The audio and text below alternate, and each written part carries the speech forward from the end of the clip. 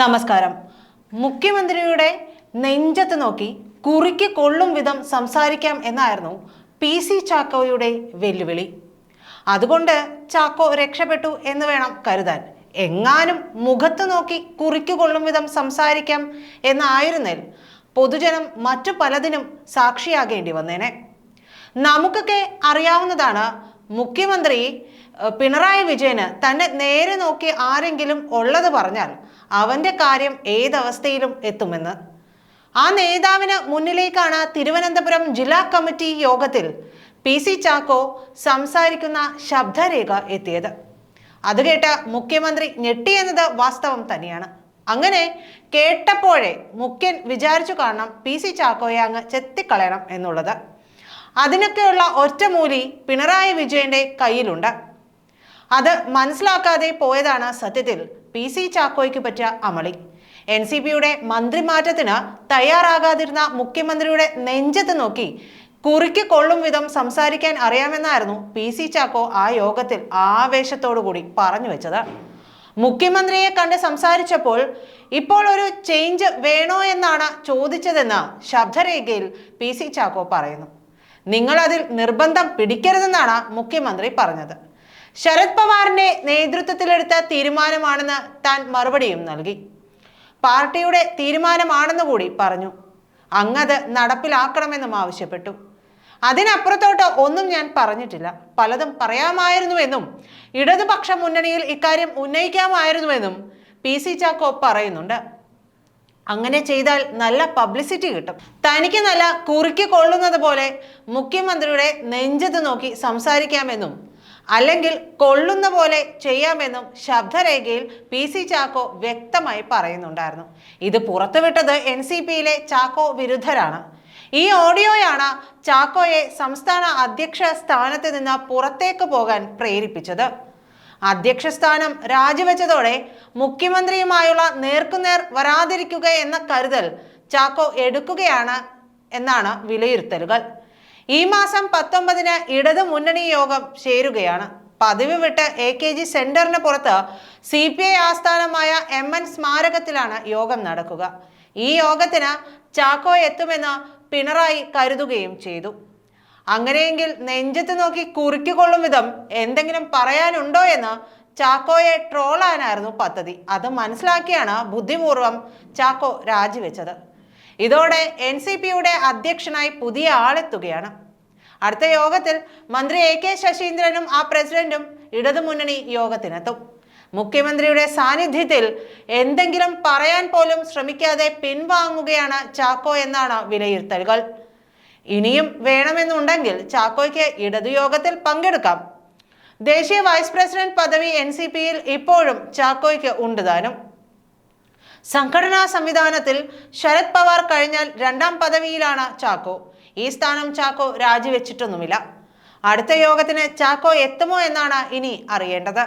അതിനിടെ PC ചാക്കോയ്ക്കെതിരെ കൂടുതൽ ആരോപണവുമായി പുറത്താക്കപ്പെട്ട നേതാവ് ആട്ടുകാൽ അജി രംഗത്തെത്തിയിട്ടുണ്ട്. PSC അംഗത്തെ നിയമിച്ചതിൽ കോഴ വാങ്ങിയതിന് പുറമെ പാർട്ടി ഫണ്ടിലും തിരിമറി നടത്തിയെന്നാണ് ആക്ഷേപം. ഈ അഴിമതി ആരോപണത്തിൽ അന്വേഷണവും മുഖ്യമന്ത്രിയുടെ മനസ്സിലുണ്ട്. പക്ഷേ PSC അംഗത്തെ നിയമിച്ച സാഹചര്യത്തിൽ അന്വേഷണം സർക്കാരിന് തന്നെ വിനയായി മാറും. അതുകൊണ്ടാണ് ചാക്കോയെ വിജിലൻസ് കേസിൽ പെടുത്താത്തത് എന്നതാണ് സൂചന. കുട്ടനാട് MLA തോമസ് കെ തോമസിന് വേണ്ടിയാണ് PC ചാക്കോ എല്ലാ ഇടപെടലും നടത്തിയത്. പക്ഷേ ഇപ്പോൾ മന്ത്രി ശശീന്ദ്രനും തോമസ് കെ തോമസും ഒറ്റക്കെട്ടായി. അതും ചാക്കോയുടെ രാജിക്ക് കാരണമായിട്ടുണ്ട്. കഴിഞ്ഞ 27-ന് തിരുവനന്തപുരത്ത് ചേർന്ന NCP യോഗമാണ് അലങ്കോലമായത്. ഈ യോഗത്തിലായിരുന്നു മന്ത്രിമാറ്റത്തിൽ മുഖ്യമന്ത്രിയോടുള്ള അതൃപ്തി PC ചാക്കോ പരസ്യമാക്കിയത്. LDF വിടുമെന്ന സൂചന ചാക്കോ യോഗത്തിൽ നൽകിയെന്നാണ് എതിർ ചേരിയിലുള്ളവർ പറയുന്നത്. പുതിയ പാർട്ടി ഉണ്ടാക്കേണ്ടി വരുമെന്ന് ചാക്കോ പറഞ്ഞതിനെ ചൊല്ലി ഭിന്നതയുണ്ടായതും എതിർവിഭാഗം പറയുന്നു. യോഗത്തിൽ ചാക്കോയും തിരുവനന്തപുരം മുൻ ജില്ലാ പ്രസിഡന്റ് ആട്ടുകാൽ അജിയും തമ്മിൽ വാക്കേറ്റവും ഉണ്ടായി. അതിനിടെയാണ് ചാക്കോയ്ക്കെതിരെ അജി കോഴ ആരോപണം ഉയർത്തിയത്.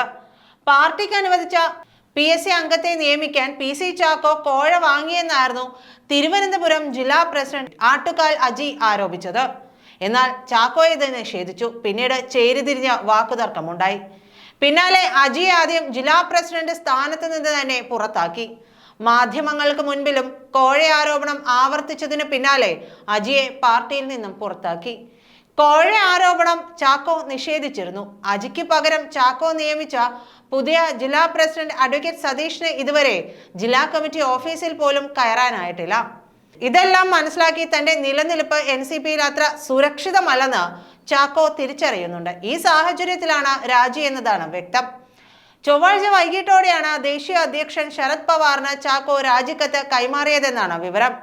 നിലവിൽ ദേശീയ വർക്കിംഗ് പ്രസിഡന്റാണ് ചാക്കോ. ഈ സ്ഥാനത്ത് തുടരണോ എന്ന് പവാർ തീരുമാനിക്കും. AK ശശീന്ദ്രന്റെ സ്ഥാനം സംബന്ധിച്ച് പാർട്ടിക്കുള്ളിൽ രൂപപ്പെട്ട ചേരിപ്പോരാണ് രാജിക്ക് കാരണമെന്നാണ് വിവരം. 6-ാം തീയതി നടന്ന സംസ്ഥാന ഭാരവാഹി യോഗത്തിൽ നിന്ന് ശശീന്ദ്രൻ പക്ഷം വിട്ടുനിന്നിരുന്നു. ചാക്കോയുടെ നേതൃത്വത്തെ അംഗീകരിക്കില്ലെന്ന് ശശീന്ദ്രൻ പക്ഷം അറിയിച്ചിരുന്നു. 18-ന് വിളിച്ചിരുന്ന യോഗത്തിലും ശശീന്ദ്രൻ പക്ഷം പങ്കെടുക്കില്ലെന്നാണ് അറിയിച്ചിരുന്നത്. NCP സംസ്ഥാന അധ്യക്ഷ സ്ഥാനത്ത് നിന്ന് PC ചാക്കോയെ മാറ്റണമെന്നാവശ്യപ്പെട്ട മന്ത്രി AK ശശീന്ദ്രനെ അനുകൂലിക്കുന്നവർ ഒപ്പുശേഖരണം ആരംഭിച്ചിരുന്നു. ഇക്കാര്യത്തിൽ കുട്ടനാട് MLA തോമസ് K തോമസിന്റെ പിന്തുണയുണ്ടെന്നും അവകാശപ്പെട്ടിരുന്നു. മന്ത്രിയെയും MLAയെയും അനുകൂലിക്കുന്ന വിശ്വസ്തരായ നേതാക്കൾക്ക് ജില്ലകളുടെ ചുമതല നൽകിയാണ് ഒപ്പുശേഖരണം. തിരുവനന്തപുരം, കൊല്ലം, കൊച്ചി, കോട്ടയം, കോഴിക്കോട് ജില്ലകളിലെ ഒപ്പുശേഖരണം പൂർത്തിയായിരുന്നു. പരാതി അടുത്തയാഴ്ച ദേശീയ president Sharad Pawar, working president Supriya Sule എന്നിവർക്ക് കൈമാറാനായിരുന്നു തീരുമാനം. ഒപ്പുശേഖരണത്തെക്കുറിച്ച് അറിഞ്ഞ ചാക്കോ താൻ മാറിയാൽ സംസ്ഥാന വൈസ് പ്രസിഡന്റ് PM സുരേഷ് ബാബുവിനെയോ സംഘടനാ ചുമതലയുള്ള ജനറൽ സെക്രട്ടറി KR രാജനെയോ പ്രസിഡന്റ് ആക്കാനുള്ള നീക്കം നടത്തുന്നുണ്ട് എന്നും വിവരമുണ്ടായിരുന്നു. മന്ത്രിസ്ഥാനം കിട്ടാതായതോടെ പാർട്ടിയുടെ സംസ്ഥാന അധ്യക്ഷ സ്ഥാനം വേണമെന്ന കടുത്ത നിലപാടിലാണ് തോമസ് K തോമസ്. മന്ത്രിസ്ഥാനം ലഭിക്കാൻ ചാക്കോ വേണ്ടവിധം ശ്രമിച്ചില്ലെന്ന നീരസവും തോമസിനുണ്ട്.